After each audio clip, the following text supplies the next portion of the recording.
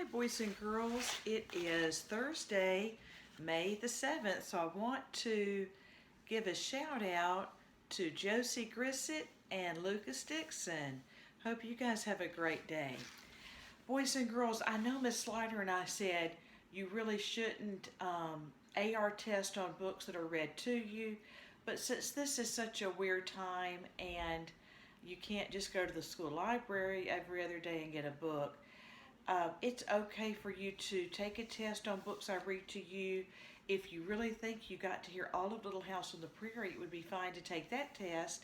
And then when we're finished with our Lion, Witch, and the Wardrobe, you can take that test. Now, this one has been turned into a movie, and you may have seen the movie, but be careful that you're really listening to the story, because the book is sometimes very different than the movie. The book came first. They had to shorten some of it to make the movie. So when you're answering questions for me or answering questions on the AR test, be sure you're answering questions based on the book and not the movie. Okay, listen for these 5 things as I read today. Why don't Lucy's brothers and sister believe her about being in a different land? Number 2, how does Edmund get to Narnia? Number 3, describe how the White Witch looks. Number 4, what food does she give Edmund that makes him want to have more and more?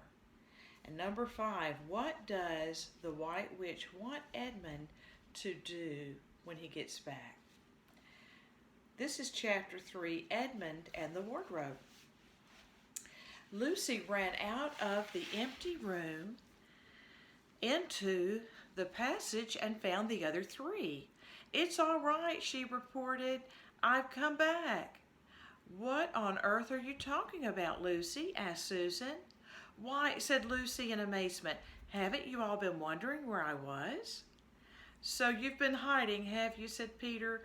"Poor old Lou, hiding and nobody noticed. You'll have to hide longer than that if you want people to start looking for you."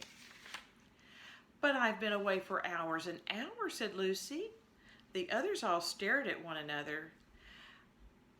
"Batty," said Edmund, tapping his head. "Quite batty." "What do you mean, Lou?" asked Peter. "What I said," answered Lucy. "It was just after breakfast when I went into the wardrobe, and I've been away for hours and hours, and had tea, and all sorts of things have happened." "Don't be silly, Lucy," said Susan. "We've only just come out of that room a moment ago, and you were there then." "She's not being silly at all," said Peter. "She's just making up a story for fun, aren't you, Lou? And why shouldn't she?" "No, Peter, I'm not," she said. It's a magic wardrobe. There's a wood inside it, and it's snowing, and there's a fawn and a witch, and it's called Narnia. Come and see." The others did not know what to think, but Lucy was so excited that they all went back with her into the room. She rushed ahead of them, flung open the door of the wardrobe, and cried, "Now go in and see for yourselves." "Why, you goose," said Susan, putting her head inside and pulling the fur coats apart. "It's just an ordinary wardrobe. Look, there's the back of it." Then everyone looked in and pulled the coats apart, and they all saw, Lucy herself saw, a perfectly ordinary wardrobe. There was no wood and no snow, only the back of the wardrobe with books on it. Peter went in and rapped his knuckles on it to make sure that it was solid. "A jolly good hoax, Lou," he said as he came out again. "You have really taken us in, I must admit. We half believed you." "But it wasn't a hoax at all," said Lucy. "Really and truly, it was all different a moment ago. Honestly, it was, I promise." "Come, Lou," said Peter. That's going a bit far. You've had your joke. Hadn't you better drop it now?" Lucy grew very red in the face and tried to say something, though she hardly knew what she was trying to say, and burst into tears. For the next few days she was very miserable. She could have made it up with the others quite easily at any moment if she could have brought herself to say that the whole thing was only a story made up for fun. But Lucy was a very truthful girl, and she knew that she was really in the right, and she could not bring herself to say this. The others, who thought she was telling a lie, and a silly lie too, made her very unhappy. The two elder ones, which means older ones, did this without meaning to do it, but Edmund could be spiteful, and on this occasion he was spiteful. He sneered and jeered at Lucy, and kept on asking her if she'd found any other new countries and other cupboards all over the house. What made it worse was that these days ought to have been delightful. The weather was fine, and they were out of doors from morning to night, bathing, fishing, climbing trees, and lying in the heather. But Lucy could not properly enjoy any of it, and so things went on until the next wet day. That day, when it came to the afternoon and there was still no sign of a break in the weather, they decided to play hide and seek. Susan was it, and as soon as the others scurried to hide, Lucy went to the room where the wardrobe was. She did not mean to hide in the wardrobe because she knew, excuse me, that would only set the others talking again about the whole wretched business. But she did want to have one more look inside it, for by this time she was beginning to wonder herself whether Narnia and the Faun had not been a dream. The house was so large and complicated and full of hiding places that she thought she would have time to have one look into the wardrobe and then hide somewhere else. But as soon as she reached it, she heard steps in the passage outside, and then there was nothing for it but to jump into the wardrobe and hold the door closed behind her. She did not shut it properly because she knew that it is very silly to shut oneself into a wardrobe, even if it is not a magic one. Now the steps she had heard were those of Edmund, and he came into the room just in time to see Lucy vanishing into the wardrobe. He at once decided to get into it himself, not because he thought it a particularly good place to hide, but because he wanted to go on teasing her about her imaginary country. He opened the door. There were the coats hanging up as usual, and a smell of mothballs, and darkness and silence, and no sign of Lucy. "She thinks I'm Susan come to catch her," said Edmund to himself, "and so she's keeping very quiet in at the back." He jumped in and shut the door, forgetting what a very foolish thing this is to do. Then he began feeling about for Lucy in the dark. He had expected to find her in a few seconds, and was very surprised when he did not. He decided to open the door again and let in some light, but he could not find the door either. He didn't like this at all and began groping wildly in every direction. He even shouted out, "Lucy! Lou! Where are you? I know you're here." There was no answer, and Edmund noticed that his own voice had a curious sound. Not the sound you expect in a cupboard, but a kind of open air sound. He also noticed that he was unexpectedly cold. And then he saw a light. "Thank goodness," said Edmund. "The door must have swung open of its own accord." He forgot all about Lucy and went toward the light, that he thought was the open door, but instead of finding himself stepping out into the spare room, he found himself stepping out from the shadow of some thick, dark fir trees into an open place in the middle of a wood. There was crisp, dry snow under his feet, and more snow lying on the branches of the trees. Overhead there was a pale blue sky, the sort of sky one sees on a fine winter day in the morning. Straight ahead of him he saw between the tree trunks the sun, just rising, very red and clear. Everything was perfectly still, as if he were the only living creature in that country. There was not even a robin or a squirrel among the trees, and the wood stretched as far as he could see in every direction. He shivered. He now remembered that he had been looking for Lucy, and also how unpleasant he had been to her about her imaginary country, which now turned out not to have been imaginary at all. He thought that she must be somewhere quite close, so he shouted, "Lucy! Lucy! I'm here too! Edmund!" There was no answer. "She's angry about all the things I've been saying lately," thought Edmund, and though he did not like to admit that he had been wrong, he also did not much like being alone in the strange, cold, quiet place, so he shouted again, "I say, Lou, I'm sorry I didn't believe you. I see now you were right all along. Do come out. Make it Pax," which I think means let's be friends again. Still there was no answer. "Just like a girl," said Edmund to himself, "sulking somewhere, and won't accept an apology."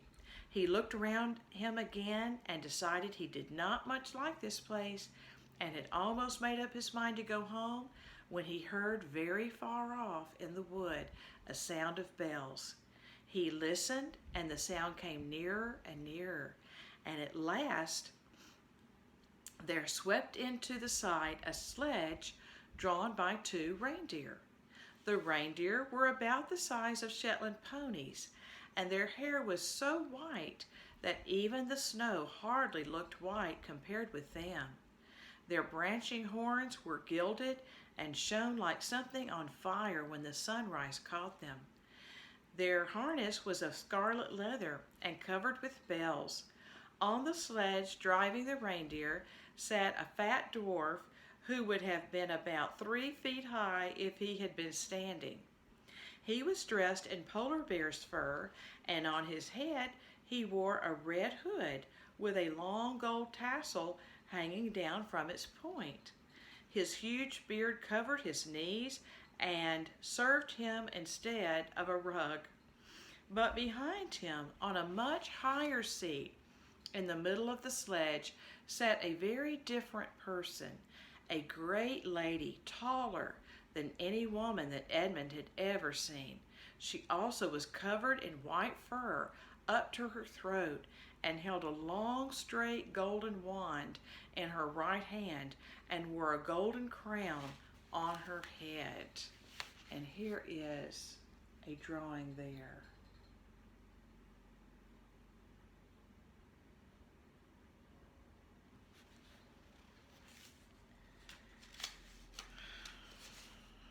Her face was white, not merely pale, but white like snow or paper or icing sugar, except for her very red mouth. It was a beautiful face in other respects, but proud and cold and stern. Stern could mean very serious or strict. The sledge was a fine sight as it came sweeping toward Edmund, with the bells jingling and the dwarf cracking his whip and the snow flying up on each side of it. "Stop!" said the lady, and the dwarf pulled the reindeer up so sharp that they almost sat down. Then they recovered themselves and stood, chomping their bits and blowing. In the frosty air, the breath coming out of their nostrils looked like smoke. "And what, pray, are you?" said the lady, looking hard at Edmund. My name's Edmund," said Edmund rather awkwardly. He did not like the way she looked at him. The lady frowned. "Is that how you address a queen?" she asked, looking sterner than ever. "I beg your pardon, your majesty. I didn't know," said Edmund. "Not know the Queen of Narnia?" cried she. "Ha! You shall know us better hereafter. But I repeat, what are you?" "Please, your majesty," said Edmund, "I don't know what you mean. I'm at school, at least I was. It's the holidays now." Okay, now we're starting chapter 4, Turkish Delight. "But what are you?" said the queen again. "Are you a great overgrown dwarf that has cut off its beard?" "No, your majesty," said Edmund. "I never had a beard. I'm a boy." "A boy?" said she. "Do you mean you are a son of Adam?" Edmund stood still, saying nothing. He was too confused by this time to understand what the question meant. "I see you are an idiot, whatever else you may be," said the Queen. "Answer me once and for all, or I shall lose my patience. Are you human?" "Yes, your Majesty," said Edmund. "And how, pray, did you come to enter my dominion?" "Please, your Majesty, I came in through a wardrobe." "A wardrobe? What do you mean?" I opened a door and just found myself here, your Majesty," said Edmund. "Ha," said the Queen, speaking more to herself than him.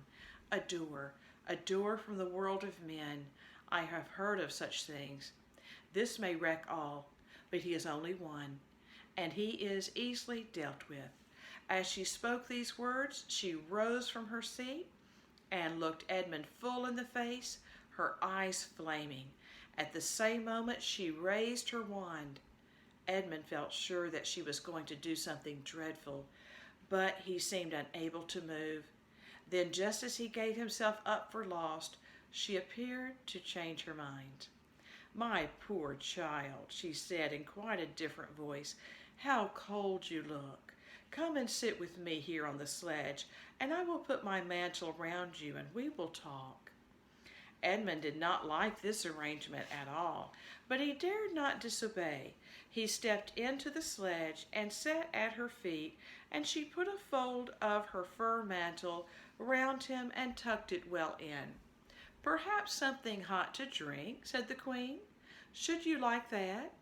"Yes, please, your Majesty," said Edmund, whose teeth were chattering. The Queen took from somewhere among her wrappings a very small bottle, which looked as if it were made of copper. Then, holding out her arm, she let one drop fall from it onto the snow beside the sledge. Edmund saw the drop for a second in mid-air, shining like a diamond. But the moment it touched the snow, there was a hissing sound, and there stood a jeweled cup full of something that steamed. The dwarf immediately took this and handed it to Edmund with a bow and a smile. Not a very nice smile. Edmund felt much better as he began to sip the hot drink. It was something he had never tasted before, very sweet and foamy and creamy, and it warmed him right down to his toes. "It is dull, son of Adam, to drink without eating," said the Queen presently. "What would you like best to eat?" "Turkish delight, please, your Majesty," said Edmund. The Queen let another drop fall from her bottle onto the snow, and instantly there appeared a round box tied with green silk ribbon, which, when opened, turned out to contain several pounds of the best Turkish delight.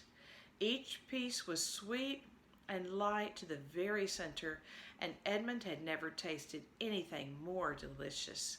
He was quite warm now and very comfortable. While he was eating, the Queen kept asking him questions. At first Edmund tried to remember that it is rude to speak with one's mouth full, but soon he forgot about this and thought only of trying to shovel down as much Turkish delight as he could, and the more he ate, the more he wanted to eat. And he never asked himself why the Queen should be so inquisitive, which means why she was so curious and had so many questions.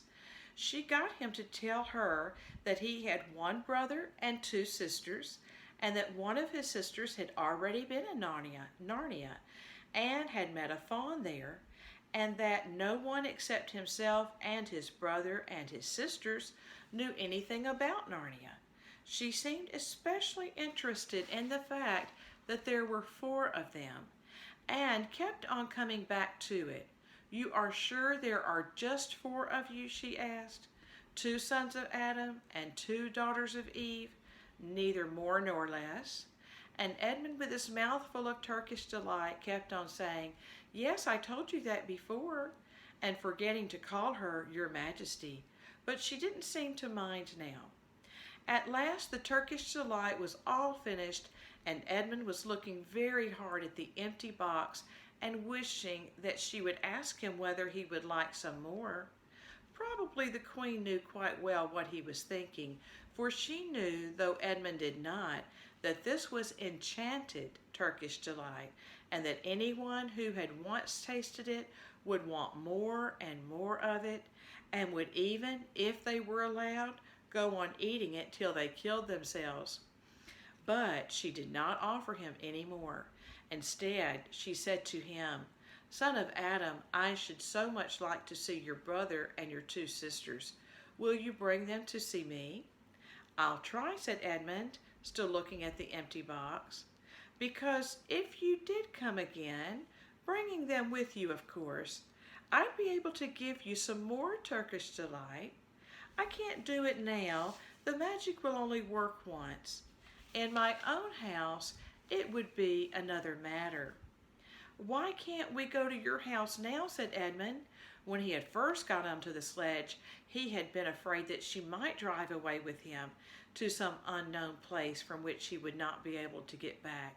But he had forgotten about that fear now. "It is a lovely place, my house," said the queen. "I am sure you would like it. There are whole rooms full of Turkish delight, and what's more, I have no children of my own. I want a nice boy whom I could bring up as a prince and who would be king of Narnia when I am gone.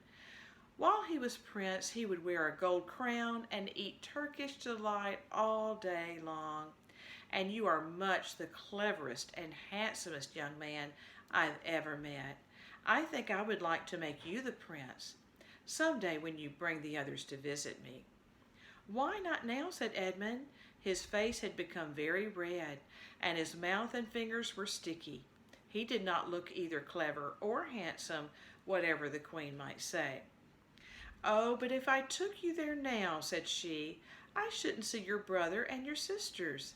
I very much want to know your charming relations. You are to be the prince and later on the king. That is understood. But you must have courtiers and nobles. I will make your brother a duke and your sisters duchesses."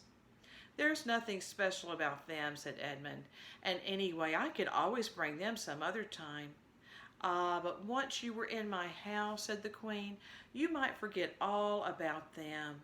You would be enjoying yourself so much that you wouldn't want the bother of going to fetch them. No, you must go back to your own country now and come to me another day with them. You understand, it is no good coming without them." "But I don't even know the way back to my own country," pleaded Edmund. "That's easy," answered the queen. "Do you see that lamp?" She pointed with her wand, and Edmund turned and saw the same lamp post under which Lucy had met the fawn. "Straight on, beyond that, is the way to the world of men. And now look the other way." Here she pointed in the opposite direction. "And tell me if you can see two little hills rising above the trees." "I think I can," said Edmund. "Well, my house is between those two hills. So next time you come, you have only to find the lamppost and look for those two hills and walk through the wood till you reach my house. But remember, you must bring the others with you." "I might have to be very angry with you if you come alone." "I'll do my best," said Edmund. "And by the way," said the queen, "you needn't tell them about me. It would be fun to keep a secret between us two, wouldn't it? Make it a surprise for them. Just being there, just bring them along to the two hills. A clever boy like you will easily think of some excuse for doing that. And when you come to my house, you could just say, 'Let's see who lives here,' or something like that. I am sure that would be best. If your sister has met one of the fawns, she may have heard strange stories about me, nasty stories that might make her afraid to come to me. Fawns will say anything, you know. And now, please, please," said Edmund suddenly, "please couldn't I have just one piece of Turkish delight to eat on the way home?" "No, no," said the queen with a laugh. "You must wait till next time." While she spoke, she signaled to the dwarf to drive on, but as the sledge swept away out of sight, the Queen waved to Edmund, calling out, next time, don't forget, come soon." Edmund was still staring after the sledge when he heard someone calling his own name, and looking around he saw Lucy coming toward him from another part of the wood. "Oh, Edmund," she cried, "so you've got in too. Isn't it wonderful? And now—" "All right," said Edmund. "I see you were right, and it is a magic wardrobe after all. I'll say I'm sorry if you like, but where on earth have you been all this time? I've been looking for you everywhere." "If I'd known you'd got in, I'd have waited for you," said Lucy, who was too happy and excited to notice how snappishly Edmund spoke or how flushed and strange his face was. "I've been having lunch with dear Mr. Tumnus the Fawn, and he's very well, and the White Witch has done nothing to him for letting me go, so he thinks she can't have found out, and perhaps everything is going to be all right after all." "The White Witch," said Edmund. "Who's she?" "She is a perfectly terrible person," said Lucy. "She calls herself the Queen of Narnia, though she has no right to be queen at all. And all the fauns and dryads and naiads and dwarfs and animals, at least all the good ones, simply hate her. And she can turn people into stone and do all kinds of horrible things. And she has made a magic so that it is always winter in Narnia. Always winter, but it never gets to Christmas. And she drives about on a sledge, drawn by reindeer, with her wand in her hand and a crown on her head." Edmund was already feeling uncomfortable from having eaten too many sweets. And when he heard that the lady he had made friends with was a dangerous witch, he felt even more uncomfortable. But he still wanted to taste that Turkish delight again, more than he wanted anything else. "Who told you all that stuff about the White Witch?" he added. "Mr. Tumnus the Fawn," said Lucy. "You can't always believe what fawns say," said Edmund, trying to sound as if he knew far more about them than Lucy. "Who said so?" asked Lucy. "Everyone knows it," said Edmund. "Ask anybody you like, but it's pretty poor sport standing here in the snow. Lucy, let's go home." "Yes, let's," said Lucy. "Oh, Edmund, I am glad you've got in too. The others will have to believe in Narnia now that both of us have been there. What fun it will be." But Edmund secretly thought that it would not be as good fun for him as for her. He would have to admit that Lucy had been right before all the others, and he felt sure the others would all be on the side of the fawns and the animals. But he was already more than half on the side of the witch. He did not know what he would say or how he would keep his secret once they were all talking about Narnia. By this time, they had walked a good way. Then suddenly they felt coats around them instead of branches, and next moment they were both standing outside the wardrobe in the empty room. "I say," said Lucy, "you do look awful, Edmund. Don't you feel well?" "I'm all right," said Edmund, but this was not true. He was feeling very sick. "Come on then," said Lucy. "Let's find the others. What a lot we shall have to tell them, and what wonderful adventures we shall have now that we're all in it together." Well, boys and girls, think about this. Do you think Edmund can really trust the White Witch? It seemed like at first she was going to do something with her wand, perhaps turn him into stone, but then she decided to flatter him with saying that she would make him a prince and then one day he could be the king, and by giving him some of the enchanted Turkish delight. And what that would do is the more you ate, the more you wanted it. It sounds kind of like me with chocolate. You may have a food that's like that for you too, but honestly, this was something that it had magic attached to it, and it really was something that he couldn't control. So she's using this to kind of butter him up and give him something he wants badly, And even after he hears Lucy talking about the White Witch and how horrible she is, he still kind of wants to go, but he's feeling uncomfortable. Now think about this. Mr. Tumnus the Fawn had not gotten in trouble yet. But remember, Edmund mentioned that his sister had already been there talking with a fawn. So I'm a little worried about Mr. Tumnus now. Okay, let's think about our questions. Number 1, why don't Lucy's brothers and sister, why don't they believe her that she's been to another land through the wardrobe?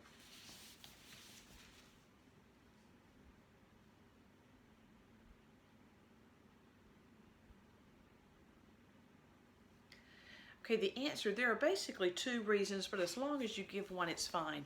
It seems like the time in Narnia is a bit different than the time on Earth. Lucy felt like a lot of time had passed, but when she came out of the wardrobe, the kids said they had just left it and that no time had passed. Another thing is when they examined the wardrobe themselves, they found a wooden back to it with books on it, and so Lucy doesn't understand either why it wasn't the way it was with her. Okay, the second question, how does Edmund get to Narnia? In other words, what were the children doing when he got in the wardrobe to get to Narnia?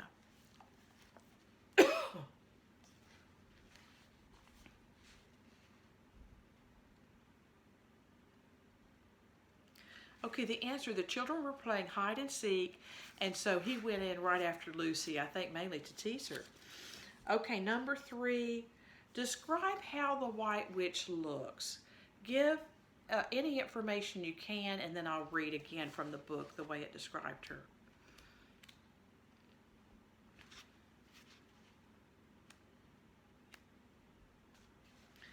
Okay, here's the answer. You could have said any of this.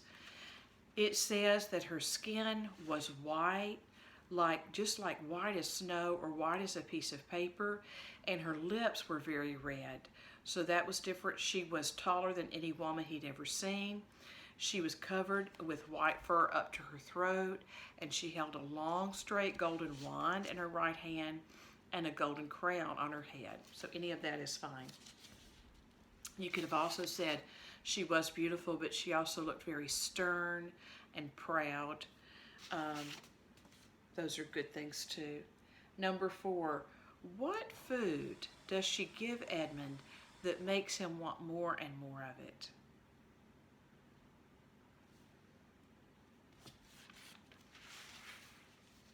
I'm going to write it down too, so you can actually see what it looks like.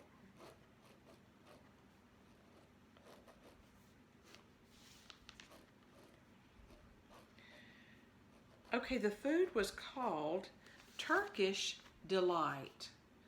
And all I know about it, it says it was something sweet. So if you get a chance, Google that or look that up and see what you can find about Turkish Delight. Okay, number 5, what does the White Witch want Edmund to do?